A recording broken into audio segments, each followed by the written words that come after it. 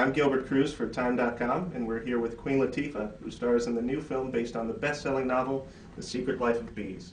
She's here to answer some questions from Time readers. Thanks for joining us. Thanks for having me. Our first question here is from Andy Cleveland, who comes from Grand Rapids, Michigan. What is your given birth name, and where did Queen Latifah come from? Oh, wow. My birth name is Dana Owens. Latifah is a nickname that I chose when I was about 8 years old.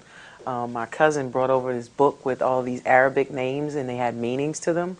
And Latifah meant delicate, sensitive, kind, nice. And I felt like that name sort of fit me. I've been kicking around a lot of different things, but I just didn't want to be MC Latifah.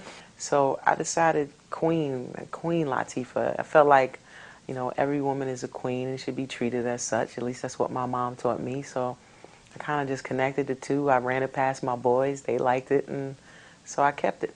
Muniki Muhammad from Sendai, Japan wants to know if you're ever, that's his exact question, going to make another rap album. Absolutely, and it's done. It Really? should be coming out in January. All of the kind of elements that people have heard from me in the past, those are familiar with my music, just very diverse, but very, very modern, very futuristic. What's it called? All Hail the Queen, Part 2. Nice, nice. How has the hip-hop industry changed since you were in it? And in your opinion, has it been a good or a bad change? The major change is sort of the internet. It's kind of brought music back to where it was when I first started, which was much more independent. You can create your own identity and become someone without having to have a major record label. I think right now is a great time in hip-hop, first of all, because I think, you know, people got the message when Nas said hip-hop is dead. It was just like there was a lack of creativity. Many of us as rappers, we come from inner cities. We grew up kind of in the ghetto. So in growing up in an inner city, you tend to encounter a lot of things.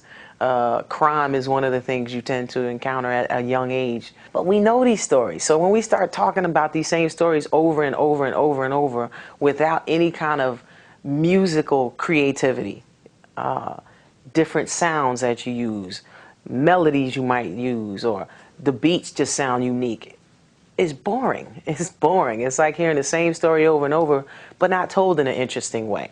That was what hip-hop was suffering from, a bad case of monotony.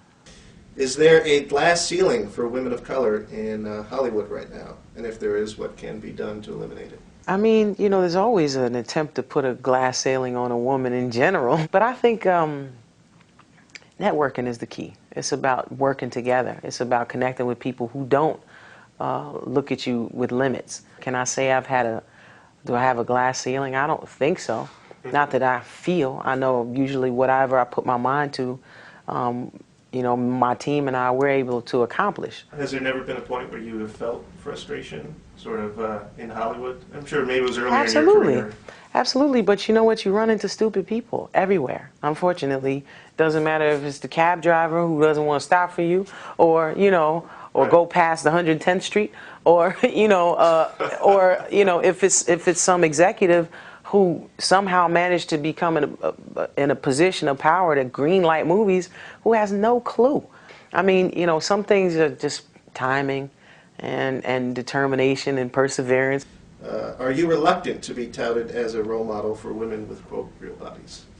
I'm thankful to be a role model for women with real bodies, if you will. I've had a guy who drove me in his limousine tell me, you know, his 12-year-old daughter has a beautiful voice and she was afraid to sing, and she would cry because her classmates would tease her and tell her she's never going to make it, she can't do this. And by looking at me, she started singing again, and she's like, if Queen Latifah can do it, I can do it, because she looked more like me.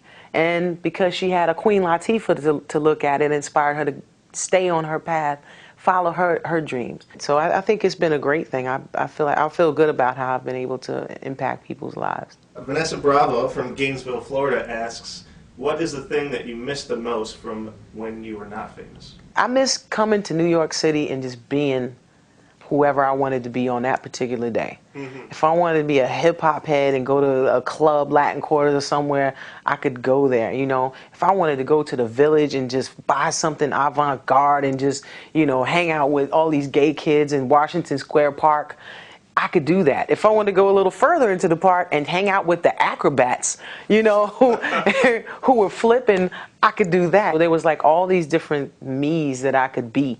And now it's like, everybody kind of knows my face. So, you can't just do whatever you want to do anywhere. Can't pass out and fall out drunk on the ground somewhere after leaving the club like, speaking gobbledygook, because guess what? Somebody's got a camera phone and that's Queen Latifah and it's on YouTube in like 20 seconds. So unfortunately, that's the world I live in now. But people do recognize me. They may not even be able to speak English and they be like, oh, taxi. You know what I mean?